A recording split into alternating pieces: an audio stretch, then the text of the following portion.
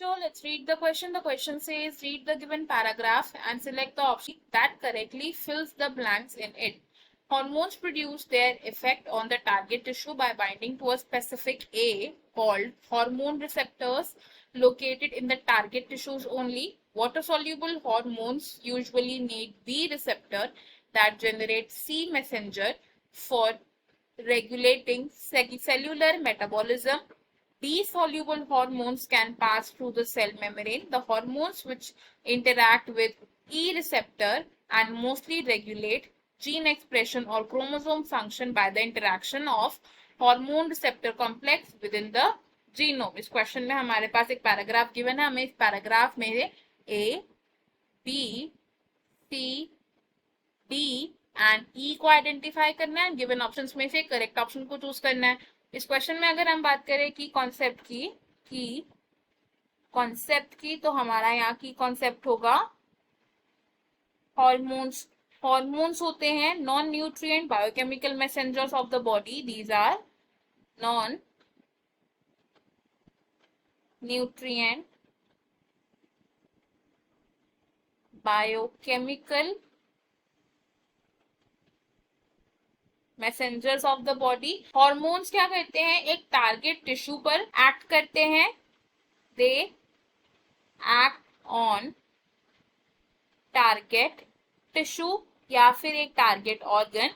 And ये target tissue पर act कैसे करते हैं, by binding to a specific protein, by binding to specific protein. And इस स्पेसिफिक प्रोटीन को हम क्या बोलते हैं, it is called hormone receptor. It is called hormone receptor. और ये जो हार्मोन रिसेप्टर होते हैं ये सिर्फ टारगेट टिश्यूज में ही प्रेजेंट होते हैं। हार्मोन रिसेप्टर्स कहाँ प्रेजेंट होते हैं, these are present in only target tissues. अब टारगेट टिश्यूज में ये हार्मोन रिसेप्टर्स कहाँ प्रेजेंट होते हैं, these are present on the cell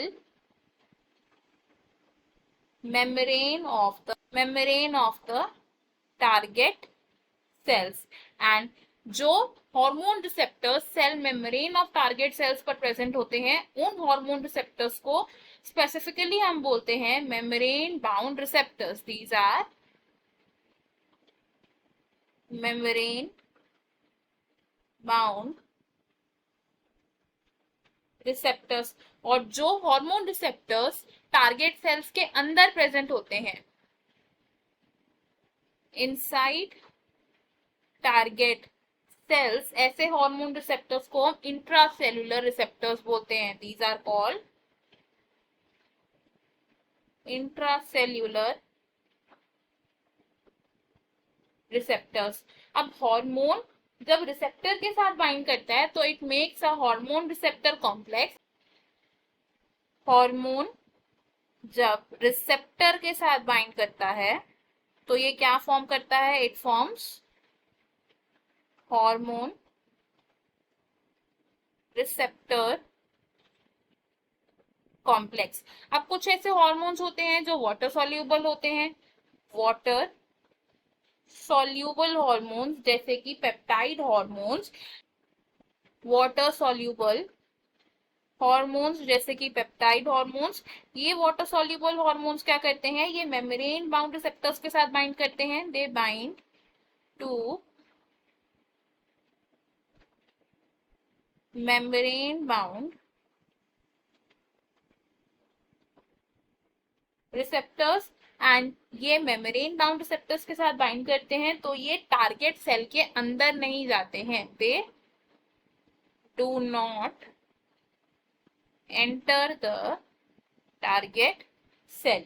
तो अब ये टारगेट सेल के अंदर नहीं जा रहे तो ये अपना मोड ऑफ एक्शन कैसे शो करेंगे, ये वाटर सॉल्यूबल हार्मोन्स क्या करते हैं, सेकेंडरी मैसेंजर्स को रिलीज करते हैं। They release second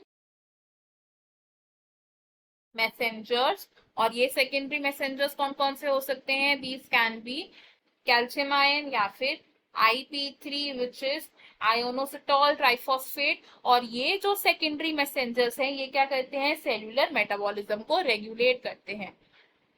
these regulate the cellular metabolism. और अगर बात करें लिपिड सॉल्यूबल हार्मोन्स की, लिपिड सॉल्यूबल हार्मोन्स की, तो जो लिपिड सॉल्यूबल हार्मोन्स होते हैं इसके एग्जांपल्स हो सकते हैं स्टेरॉइड हार्मोन्स। ये लिपिड सॉल्यूबल हार्मोन्स बाइंड करते हैं टू द इंट्रासेल्यूलर रिसेप्टर्स, और ये इंट्रासेल्यूलर रिसेप्टर्स प्रेजेंट होते हैं इनसाइड द सेल, यानी कि जो लिपिड सॉल्यूबल हार्मोन्स होते हैं they enter the target cell. Intracellular receptors की हेल्प से ये हार्मोन्स क्या करते हैं? जीन एक्सप्रेशन को रेगुलेट करते हैं एंड क्रोमोसोम फंक्शन को भी रेगुलेट करते हैं। हमारे पास अब जो पैराग्राफ दिया था, अगर हम वो पैराग्राफ देखें तो हम यहाँ से कंक्लूड कर सकते हैं कि ए क्या है? इट इज प्रोटीन, क्योंकि hormones produce their effect on target tissues by binding to a specific protein called hormone receptors, and ये hormone receptors present होते हैं in the target tissues only. Water soluble hormones usually need B receptors, तो B यहाँ पर क्या represent कर रहा है? It represent membrane bound receptors, क्योंकि water soluble hormones membrane bound receptors के साथ बाइंड करते हैं to generate the secondary messenger for regulating the cellular metabolism. और जो B है which means lipid soluble hormones है, ये सेल मेम्ब्रेन को पास कर देते हैं एंड ये किस तरीके के रिसेप्टर्स के साथ इंटरैक्ट करते हैं? With the intracellular receptors. तो अगर हम अपने इस मैथ्स को देखें तो अकॉर्डिंग टू दिस हमारा जो ऑप्शन 1 है ये यहाँ पर करेक्ट है, एंड बाकी के ऑप्शंस में इनकरेक्ट मैथ्स दे रखे हैं तो वो गलत हो जाएंगे। The correct and final answer is option 1। I hope you have understood it well. Best of luck. Thank you.